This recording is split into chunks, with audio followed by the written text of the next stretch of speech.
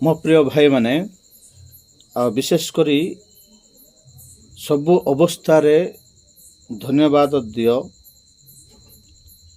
କାରଣ ତୁମମାନଙ୍କ ବିଷୟରେ ଖ୍ରୀଷ୍ଟ ଯୀଶୁଙ୍କ ଠାରେ ଏହା ଈଶ୍ୱରଙ୍କର ଅଭିମତ।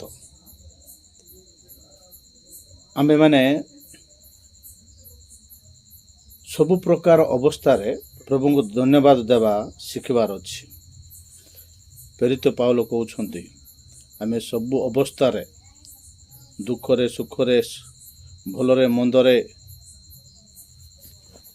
ଦାରିଦ୍ରତାରେ ଉତ୍ତମତାରେ ସବୁ ବିଷୟରେ ଆମେ ପ୍ରଭୁଙ୍କୁ ଧନ୍ୟବାଦ ଦେବାକୁ ଶିଖିବାର ଅଛି। କାରଣ ତୁମମାନଙ୍କ ବିଷୟରେ ଖ୍ରୀଷ୍ଟ ଯୀଶୁଙ୍କ ଠାରେ ଏହା ଈଶ୍ୱରଙ୍କର ଅଭିମତ। ପ୍ରଭୁ ଚାହୁଁଛନ୍ତି ସବୁବେଳେ ମୋର ଲୋକମାନେ ଆନନ୍ଦରେ ରୁହନ୍ତୁ, ସବୁବେଳେ ନିରନ୍ତର ପ୍ରାର୍ଥନା କରନ୍ତୁ, ଆତ୍ମାଙ୍କୁ ନିର୍ବାଣ ନ କର। ଆତ୍ମାକୁ କ'ଣ ନ କର? ନିର୍ବାଣ ନ କର ବୋଲେ ଲିଭିବାକୁ ଦିଅ ନାହିଁ। ଆତ୍ମାକୁ କେବେ ଲିଭିବାକୁ ଦିଅ ନାହିଁ।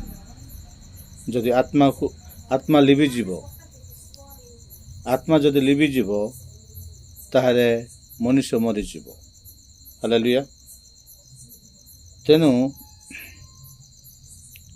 ପ୍ରଭୁ କହୁଛନ୍ତି, ଆତ୍ମାକୁ ନିର୍ବାଣ ନ କର।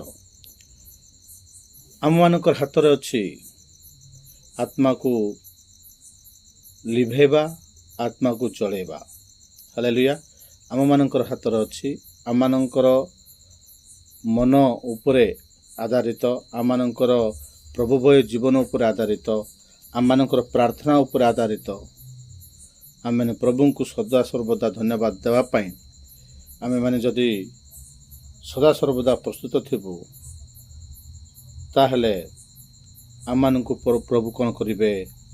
ବିଶ୍ରାମ ପ୍ରଦାନ କରିବେ। ଆଉ ଗୋଟେ ଜାଗାରେ ଲେଖା ହେଇଛି, ସାବଧାନ, କେହି କାହାରି ପ୍ରତି ଅପକାର ବଦଳରେ ଅପକାର ନ କରୁ, ବରଞ୍ଚ ତୁମେମାନେ ସର୍ବଦା ପରସ୍ପର ଓ ସମସ୍ତଙ୍କର ମଙ୍ଗଳ କରିବାକୁ ସଚେଷ୍ଟା ହୁଅ। ଆମେମାନେ ଯେତେ ପାରୁଛୁ ମଙ୍ଗଳ କରିବାକୁ ଚେଷ୍ଟା କରିବାକୁ ପଡ଼ିବ। ମଙ୍ଗଳ କରିଲେ ହିଁ ପ୍ରଭୁ ଆମମାନଙ୍କ ପ୍ରତି ପ୍ରସନ୍ନ ହେଇପାରିବେ। ତେଣୁ ଆମେମାନେ ପ୍ରଭୁଙ୍କ ଠାରେ ଆଉ ପ୍ରଭୁଙ୍କର ଗୌରବ କରିବା ପାଇଁ, ପ୍ରଭୁଙ୍କର ପ୍ରଶଂସା କରିବା ପାଇଁ ସାବଧାନ ହେଇକି ରହିବାକୁ ପଡ଼ିବ। କେହି କାହାରି ଅପକାର ବଦଳରେ ଅପକାର କରିବାର ନାହିଁ। ଅପକାର ଯଦି କରିବ, ତାକୁ ଉପକାର କରିବାକୁ ଚେଷ୍ଟା କର।